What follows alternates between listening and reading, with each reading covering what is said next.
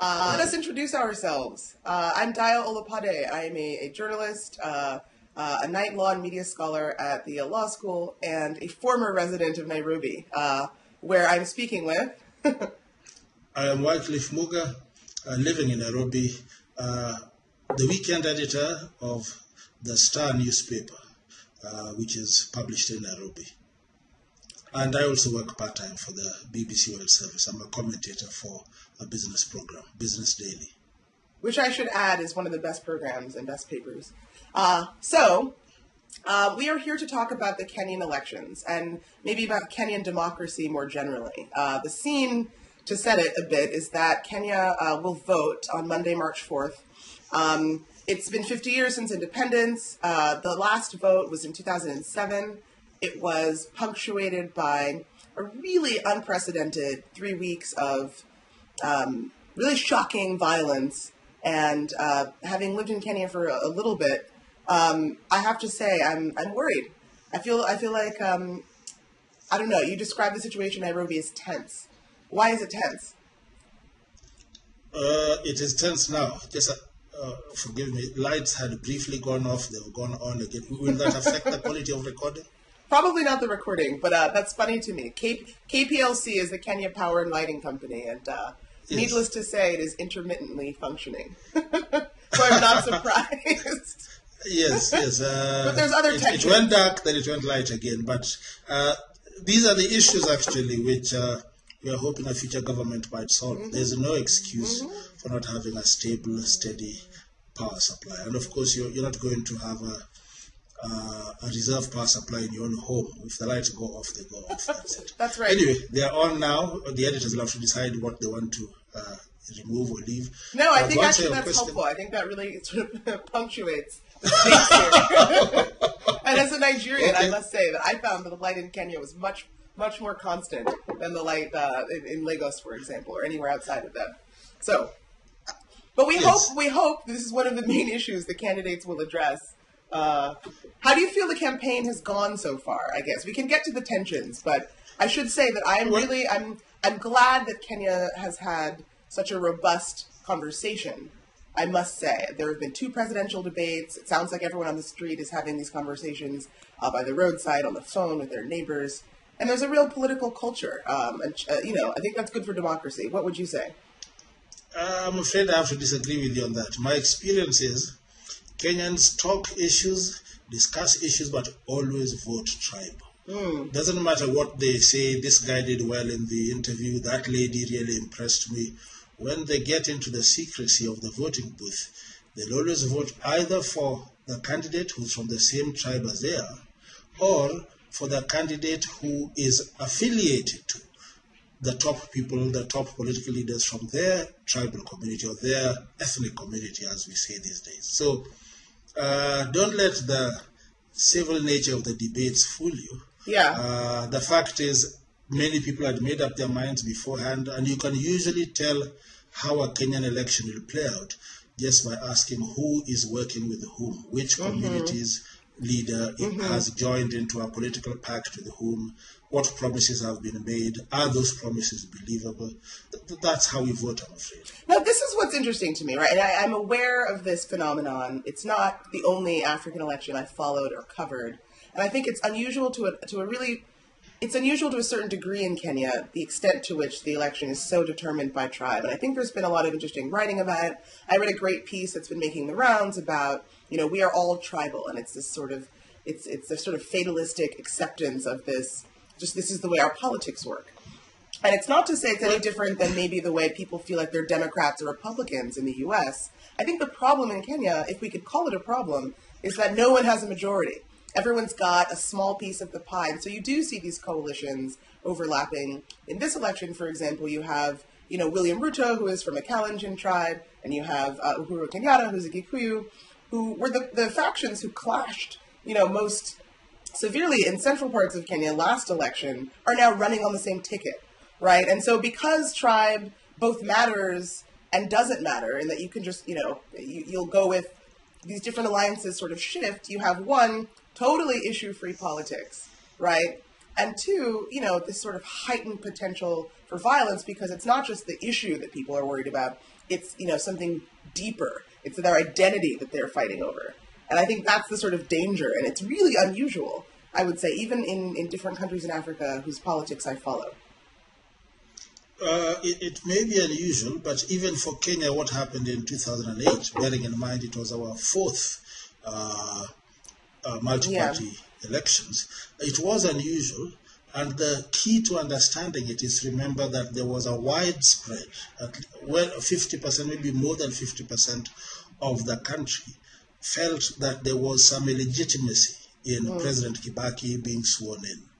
The violence was sparked by his being sworn in, and it was felt he had not won and he had no business being sworn in, and that since the courts were heavily compromised back then, there was no point going to court. That's not the case now, and that was not necessarily the case before. So it's true we vote tribal, but we usually don't fight each other. We just cast our votes, and that's that. But I'll tell you something else, Dayo. One other thing. You're saying it's unfortunate. It's not. If we had one tribe which had anything close to 50%, they would dominate Kenyan politics forever and create possibly more explosive situation. For example, I was reading just the other day that President Kagame is saying he will not run for a third term. This is in Rwanda. In Rwanda, forgive me. Yes, in Rwanda. Now, if he did not run, the question is, in a free and fair, transparent election, if there was such an election in Rwanda, chances are someone from the Hutu tribe, the Hutu community would win. Because they are something like, I believe, 65-70%, yes. And they'd always win. So that's a country where the democracy of numbers doesn't quite work, because among these Hutus would be some of the Interahamwe coming back from the DRC Congo and so on. So I don't know how Kagame is going to handle it, but in Kenya we are grateful. The largest tribe is just shy of 30%. Right. So they need. So it actually works like, it's not like multi-party. I mean, it's almost like it's a parliamentary system where instead of Social Democrats or the Party of the Right, you have Kikuyu, Kalenjin, you have Masai, you have Luhya, you have Luo. Right, and instead of being parties, they're tribes. I mean, that's one way of thinking about it. I would love to talk more about Rwanda because I think, it's difficult to process the way that Rwanda 1994 worked, but it was the sort of extreme version of what you saw in Kenya in 2007. And if you'll allow me to make this rough analogy, I think what was difficult about, not difficult, atrocious about Rwanda 1994 was that there were these deeply rooted binary imposed ethnic categories, right, where you were Hutu or Tutsi, and it was a matter of identity in the same way that people might feel about tribe in Kenya, just to use the example. And inflaming those tensions, over the course of, years and years and multiple sort of smaller moments of ethnic violence, you had built up this kind of reservoir of antagonism. And the downing of the Habayurmana plain was just the thing that triggered, it kindled this huge fire. But it was for lack of almost transparency, right? It was a monopolistic culture, right, where people, felt swept up in this sense that we need to kill. Everyone is complicit. Everyone is involved. And I think maybe you can tell me a little bit more about what it was like in 2007 for you, in 2008, in the last election. But there was a sense from the folks that I've spoken to that a similar kind of encompassing logic was going on, right? It was like, they're going to get us, we need to get them. And it was this sort of tribally motivated, like totalitarian sense that, this is sort of an existential threat. We need to fight, kill or be killed. And I think what I think is more hopeful about the sort of Kenyan 2007, 2008 example is not just, 1,200 people died. It was clearly a really shocking moment, and it was nothing near the scale of what happened in Rwanda in 1994. But you did have a check on the kind of the one-sided sort of public conversation, right? People, almost within 3 or 4 weeks started to sort of respond in a way that wasn't possible for the 100 Days in Rwanda, right? And you had organizations like Ushahidi pop up that were sort of citizen-driven, monitoring and sort of violence-containing and monitoring projects that were able to sort of, and I think this is what's more hopeful, even looking at Kenya today. You have now, a very, you're a journalist there. You know that it's people are able to sort of voice their opinions. It's not a closed society in the same way that Rwanda is. There's a multiplicity of opinions. Even if it's tribal, it's, what's the word for it? There's a kind of democracy on a sort of very basic level to the public discourse that wasn't present in Rwanda, and I think exacerbated what they experienced. And what I do not see in Kenya today that makes me hopeful that, despite disagreeing opinions and different deeply held feelings, there will be a sort of more civil, more democratic outcome. What do you think? Oh, okay, I'll start with the Ushahidi. I'm afraid its significance was largely in the eyes of outsiders. In Kenya, during those difficult days, nobody knew about Ushahidi. I'm talking about 95% of the population didn't know about it, primarily because they do not have access to the internet. And a lot of the information about Ushahidi was internet-based, if I remember correctly. So, by and large, what guaranteed that eventually it will not go the way of Rwanda is that to be a Kenyan president, you have to be reasonably rich. You need to be able to hire helicopters and have all sorts of limousines or SUVs driving through the countryside, etc.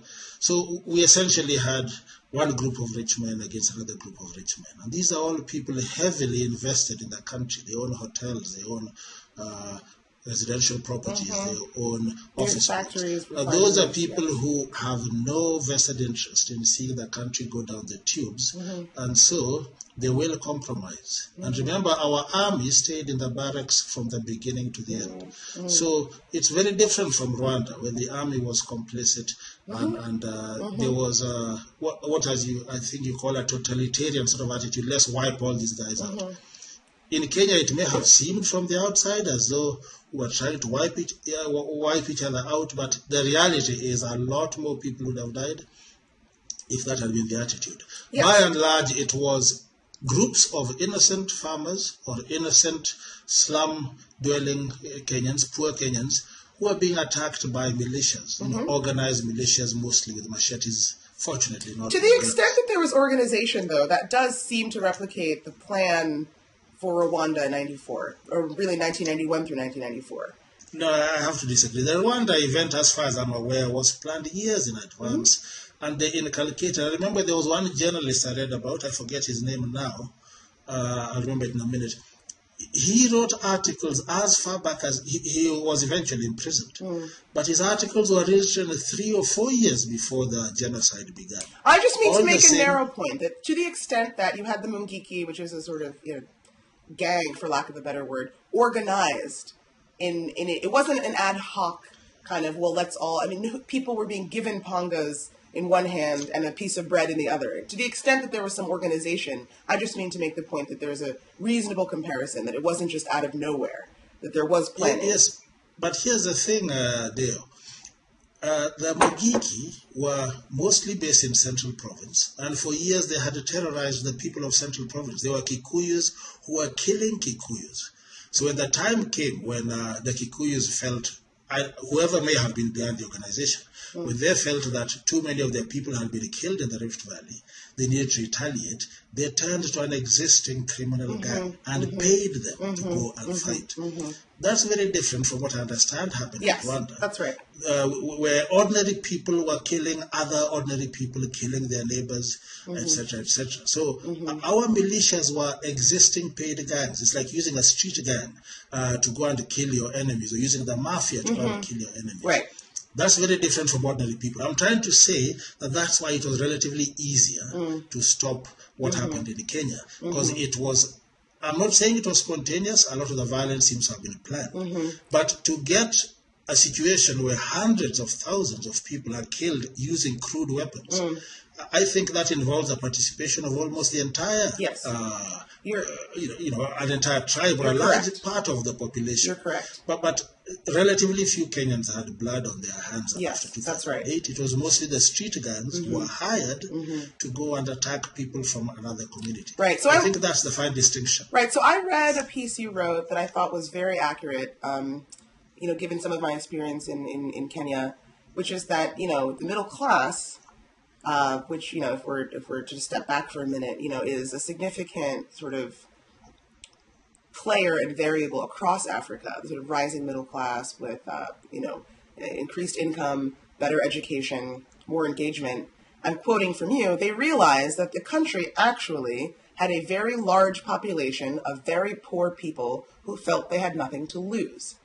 Now, I think that's a very accurate statement, and I'll ask you about it, I guess in the context of, how much will the middle class... You talked about the resolution coming from the elite who realized that tourism was going to go down and they weren't going to be able to, sell their flats in Kiambu or whatever.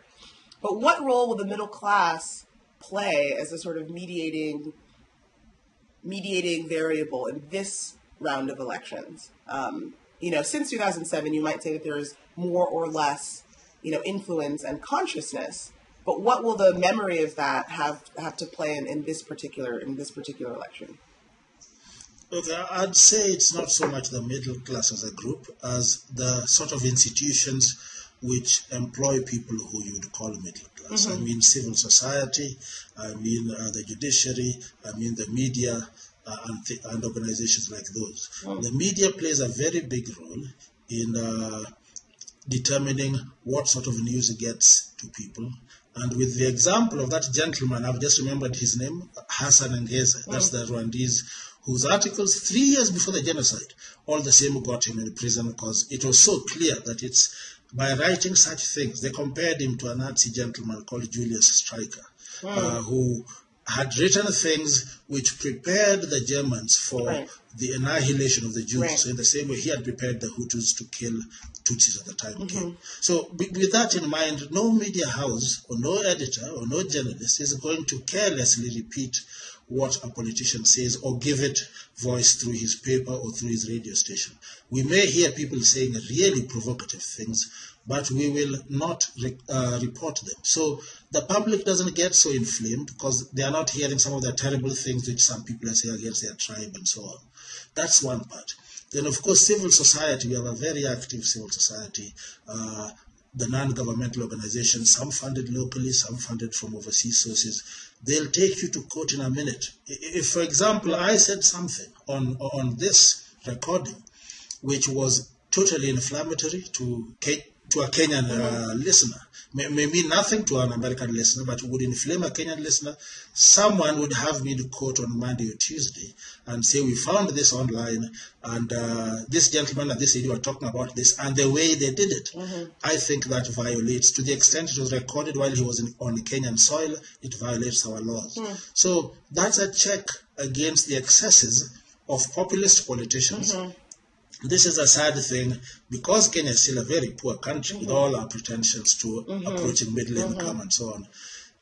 Everyone has less than they expect, and nothing is easier than to tell your own tribal community that another tribe has benefited at their expense. That whatever money there is, it's the other guys who are getting it. That's why you're poor. It's a message which is very welcome to the poor. But if you say it in a way which constitutes hate speech, then there are all sorts of civil society organizations who are just waiting for that and they land you in the court. And we do have, for the first time, an independent judiciary which was vetted the same way they vet the Supreme Court judges in the US and so on. So they are independent. In the past, judges owed the president their appointment. They did do what the president told them. That's not the case anymore. So it's the middle class staffed institutions which have the power, not because otherwise the middle class in itself, there's all sorts of exaggerated accounts of how big the Kenyan middle class is. I think it's really very much smaller than most people claim. I think that's actually really accurate. I think that comment just narrowly really does apply across the continent, right? There's a sense that, we have all of these, people are driving cars and people have cell phones. That doesn't mean, that that all boats are rising. I think that's a fair point. More generally, though, I mean, I agree with you that institutions work. I think that the passing of a new constitution in 2010 was in part, if not totally, a response to the sense that 2007, 2008, went poorly.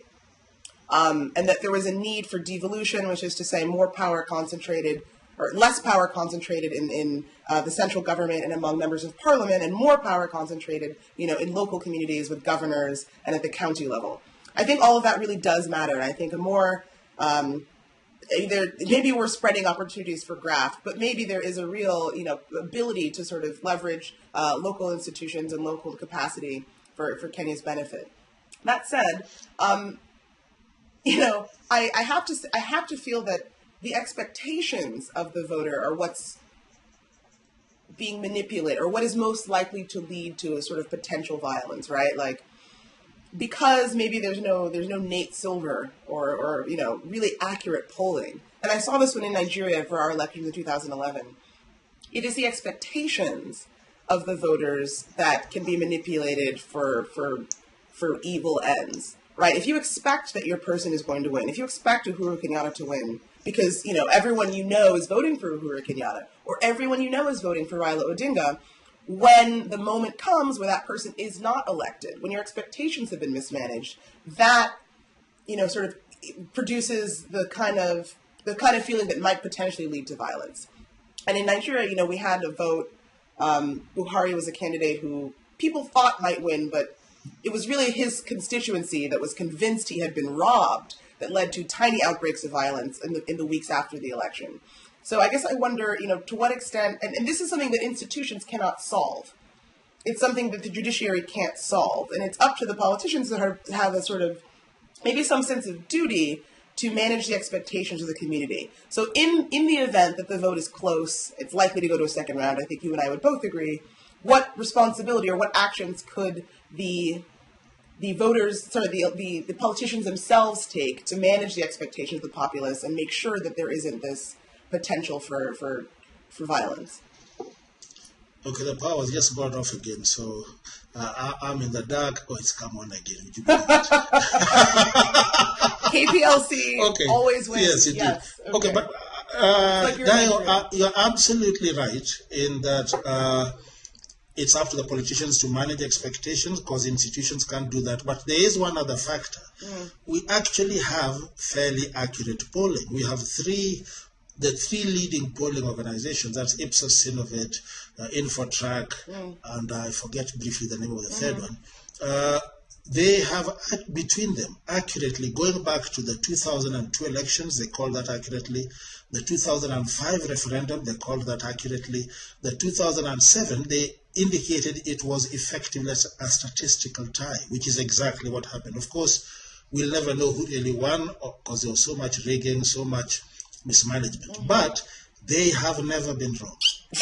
Certainly, when you have three independent competing polling organizations coming up with roughly the same within the plus or minus 5% error, degree of error, when you find them getting the same thing, you have to say they're probably correct. But politicians then tell their supporters, ignore those polls, those guys don't know what they're doing, or they've been bribed to work against us. So even where you have accurate polling, it changes nothing, because no politician is going to tell his supporters, well, we have as good as lost, you might as well give up. Of course not, so he'll keep. So that's just a feature of politics. And I think actually, having covered U.S. elections as well, what was going on with Mitt Romney, at the end of the 2012 campaign really speaks to that, right? They thought they were going to win up until Election Day. So maybe it's too much to hope for that the candidates themselves would do that kind of check.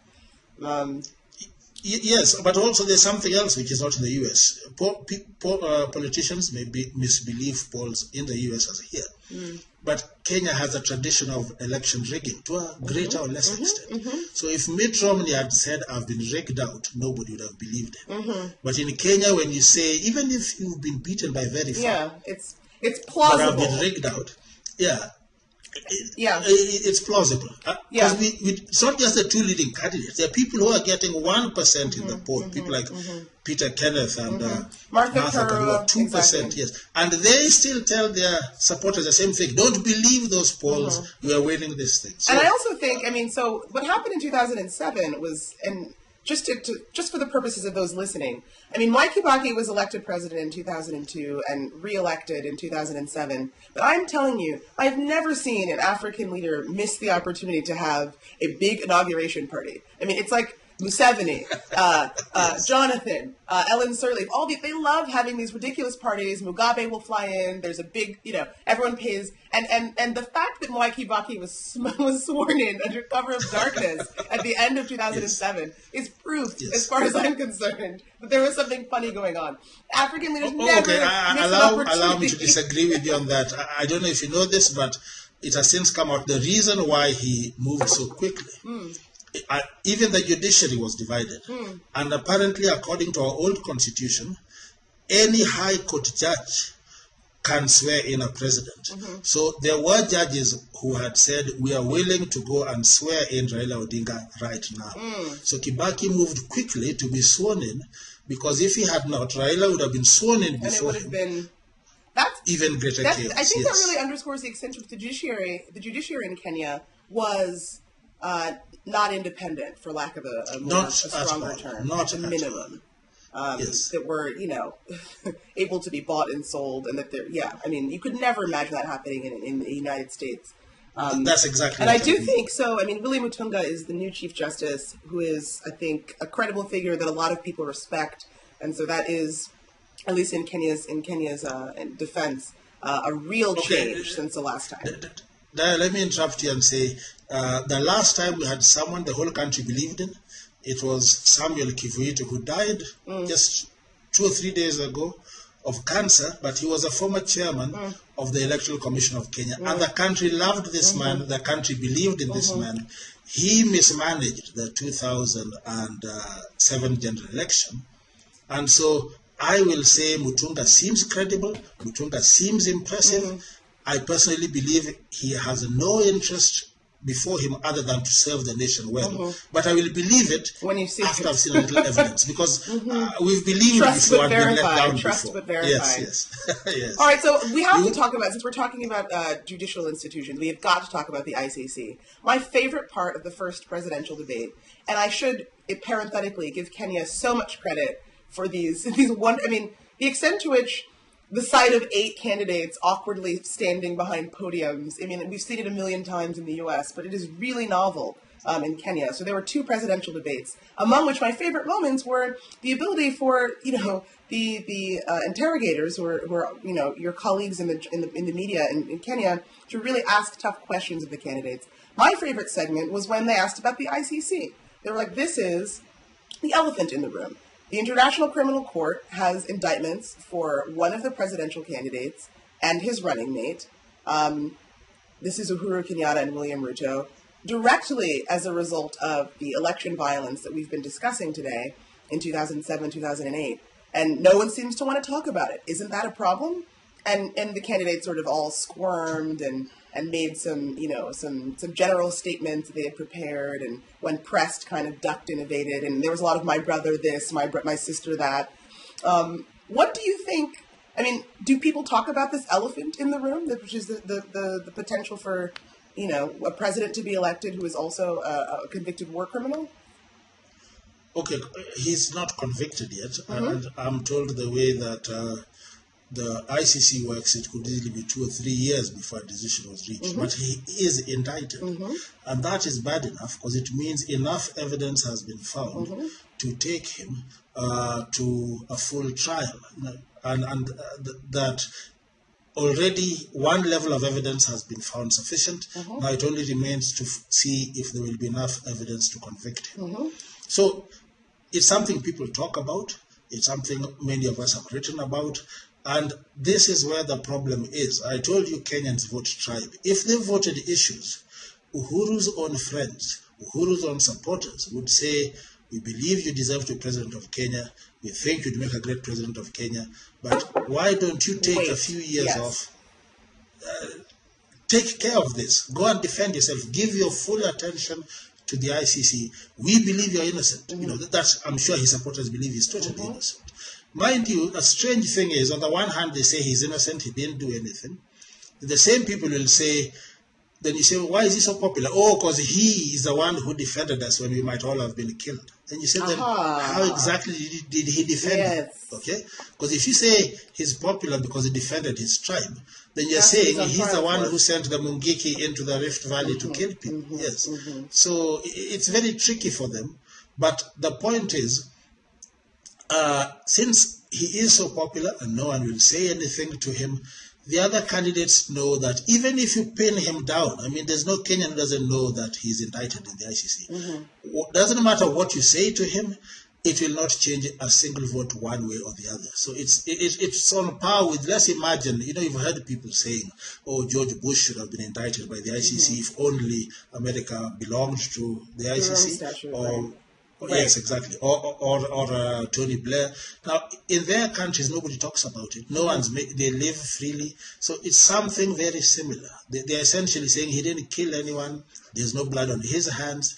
They're saying he was at the head of an organization. No one has proved yet the organization exists. And above all, they say, surely he is innocent until proven guilty.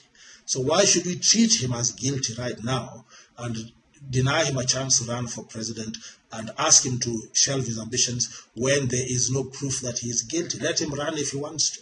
Yeah, so, right. I mean, I hear you. I understand the argument. I think it's easy to understand why Uhuru Kenyatta is running for president, right? I mean, this is his safe harbor for the worst case scenario. I think it's less easy to understand why people are still... No, let me correct you on that. I know it's widely believed that he believes that if Bashir had not been president of Sudan, the president of Sudan, whoever that was, would have handed him over long ago. He'd have been in the holding cells of the ICC, etc. So that the safest thing for an African politician, if the ICC is after you, is to become president. Now, yes. I should also say, Bashir I don't think it's that simple. Bashir came to Kenya, and Kenya didn't extradite him. Bashir came to Kenya. Yes. And Kenya, which is a party to the Rome Statute, did not extradite him. I thought that was emblematic of what I would call there's a sort of a defiance of the ICC that is paired with a sense of persecution from the ICC, that the ICC picks on African leaders as opposed to Tony Blair and George Bush or anyone else you could think of outside of maybe the former Yugoslavia. And so there's, I think, rhetorically, Uhuru Kenyatta has been very successful in sort of leveraging this indictment into a sense of sort of external interference and a neo-imperialism that may or may not exist. And I think the ICC, and particularly Luis Moreno Ocampo, the prosecutor, has handled the whole situation very badly.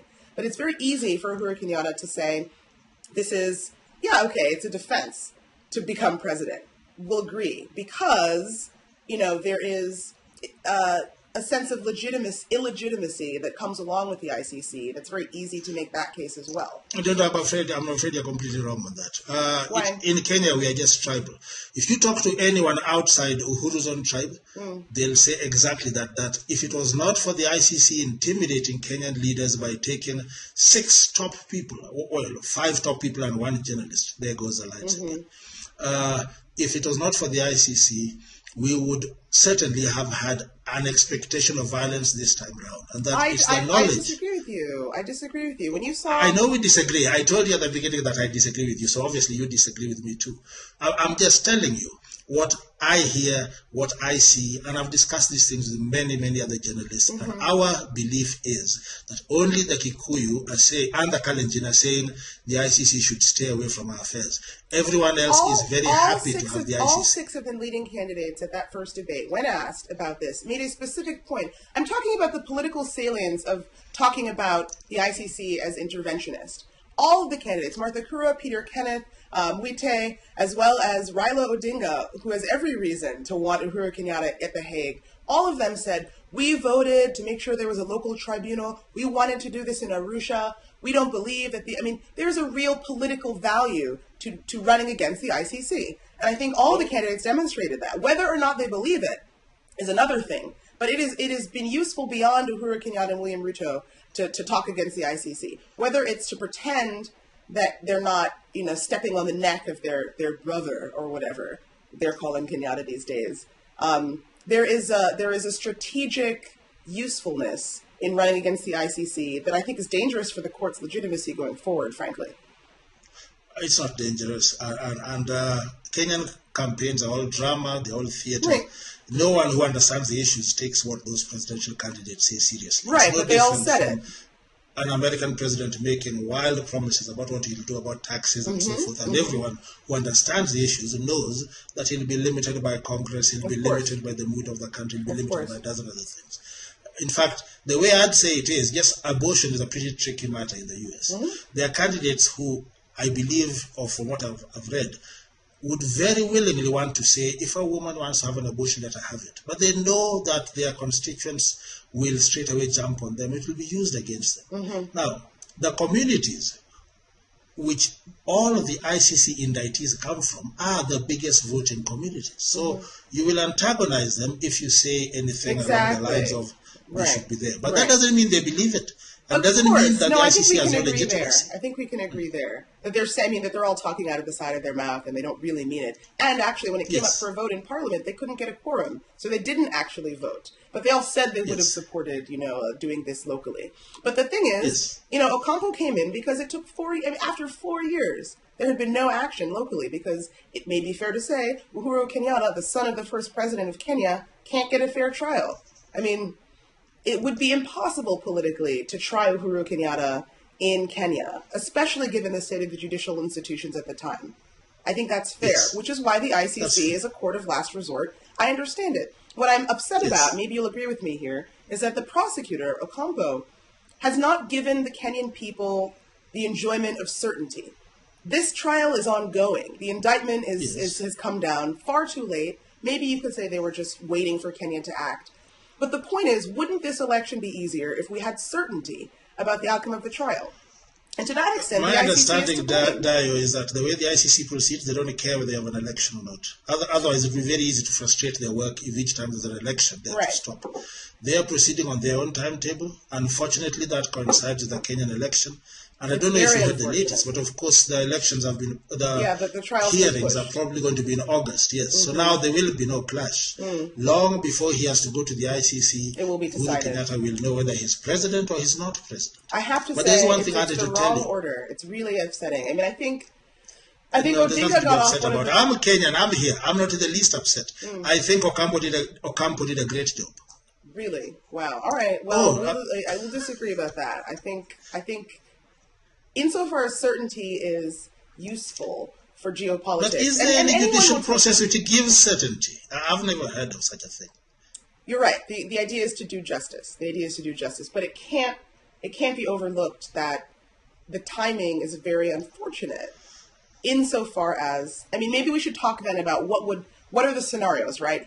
Kenyatta is convicted and he wins the election. Kenyatta is convicted and he doesn't win the election. Kenyatta is acquitted and he wins. I mean, there's a diagram here. What are the outcomes? What are the consequences of this? And I guess I would ask you in terms of locally in Kenya, maybe it doesn't matter. Nobody cares. The president, doesn't feed you. The president doesn't send your kids to school. The president doesn't pay you. He does. Yes, he does. Domestically, I want to hear about the consequences in these situations, and also internationally. I mean, there's all this talk that, the West will shun Kenya. Kenya will be a pariah state. Do you believe any of that? What are the practical consequences of these scenarios?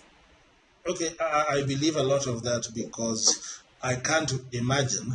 As soon as Kibaki was elected, the first thing that George W. Bush did is that was in 2002. He invited him to the White House with all his advisors, sat him down, talked to him. This I know from a former U.S. ambassador who was present, and said, you have a great chance to turn Kenya around and with it all of East Africa. Just clamp down on corruption, have proper governance, and we will support you every step of the way. Okay? Now, whether President Kibaki did that or didn't do that is a different matter, but that's what was said. There is no way Uhuru gets elected and is invited to Windsor Castle, wherever it is in the UK, they invite all to the White House and told, okay, you're the new president, we'll do business with you. They'll avoid him like a leper. Oh, that's not a very politically correct thing to say, but they'll avoid him because until such times as the ICC finds him innocent, the mere fact that he's been indicted suggests there's a certain level of evidence objectively obtained suggesting he had a hand in mass murder and the killing of the people of the And I should also say that having the trial before he stands for election has the benefit of airing what evidence there is. And this is, again, part of my critique of Ocampo and his handling of it. Because to see the evidence and the witnesses before voting... Did you say you're studying law? Correct. Does the legal procedure ever take any notice at all of whether it's an election? Of course not. But I just mean to say, and I didn't mean to interrupt you because I think this is an important point you're making. The point is that the case against Kenyatta or for him hasn't been aired for the Kenyan people. And maybe this is a failure of journalism. Maybe this is a feature of an issue-free political system that we've been talking about. But the point is that the facts are not all exposed. And because... They are all exposed, Dayo. The thing is, let me take you back to the president before Kibaki, that was Daniel Arap Moi. During his time in office, there had been political assassinations. There was all sorts of economic mismanagement, massive corruption, all sorts of things. Didn't prevent him winning twice in 1992 and 1997 because he was clever enough to put together a coalition of tribes which would enable him to get victory. And back then, we didn't have the 50+1 rule for winning. One election he won with about 35%, one he won with about 40%, but the rest of the vote was splintered between half a dozen other candidates, and he had the most, by far. So what I'm trying to tell you is that in a situation like this, whether Uhuru gets elected or not has nothing to do with the ICC. It's a matter of which tribal communities he has got working with him, and which ones are opposed to him. So you think it's a completely neutral political variable, the trial? No, I mean, I'm willing to agree with you because I hear what you're saying, and it makes sense to me. It makes sense to me. But you can't then also say that it's not helpful for him to have this. I don't know. I think that it's helped him on some very basic level. And I think I read, I'm not sure who said it, I'll have to look up the article, maybe we can include it as a link to the dialogue, that, he's a very mediocre politician, save the ICC. And he's young. I mean, he could run later. That's his opponents making. He's a very good public speaker, both in a conference or in a large, massive public rally. He's very eloquent. What I'm told is he has no real skills in management and so on. But then many politicians don't. He has no discipline of the kind which President Obama is so famous for. But so let's talk he wouldn't have got this far if he was an absolute nobody. He's actually a pretty good politician. His last name is Kenyatta, I would also submit. I mean, yes. It's easy. And we can talk about Odinga, who is also a member of a Kenyan political dynasty from the beginning of the country's independence. But I want you to finish your thought about the domestic consequences of a potential Kenyatta presidency with a conviction. Because I know internationally, of course he's not going to be playing basketball with Obama. But what happens internally? Does it matter? No, I don't think so. If he wins, and there's every chance that he might, by and large, the only thing he has to watch out for is Parliament impeaching him. Because if Odinga has more members of Parliament on his side, and that's possible. In the last election, Odinga had 100 members of Parliament, 110 or so. Kibaki, who allegedly won, had less than that. So if Odinga has more members of Parliament, then the first order of business is to impeach him. Then again, we have an independent judiciary now. With that independent judiciary, someone could take up the matter and say, is the president duly elected, or has there been some funny business in the process of getting him elected? And the judiciary may yet decide, the Supreme Court that is, may yet decide that actually he was not elected in a constitutional manner or something like that. So, of course, he'd then be in court for a long time. But locally, if people come to terms with the fact that Kenyatta has won, then the country goes on. In the same way as in 2007, the country went on. The country went on, but the economy tanked. No one can say that. There was upwards of 5% GDP growth in the year leading up to 2007, and it went down to 1.2% the year that followed. Kenya had a slow recovery. I have to concede that point to you when I said that the country real. goes on. I didn't mean it goes on pleasant. I mean, I know exactly what you meant. But I mean, we'll live with it. Let's talk about the regional consequences, because Kenya is vitally important, and I know you know this, but for the benefit of our people listening to us, you know, there are 4 landlocked countries that depend on Kenya's ports, right? There are, there's violence in the southern coastal area of Somalia that the Kenyan military has invaded with the help of the United States and with the help of Ugandans. And it's not just economically important, it's important for regional security, and it's obviously got, as a source of foreign exchange, tourism is an important import or export that Kenya has. So let's talk about everything we're saying sounds complicated. And for an investor or for someone thinking of honeymooning, wouldn't they rather just go to Tanzania, or wouldn't they rather just go to South Africa? I mean, that's important. So talk to me about those what are 2 different categories you're talking about. The tourists, of course, won't come. But as I understand it, things like, one of the fears is that our 3 major exports, that is cut flowers and fruits and vegetables, horticulture, coffee and tea, and that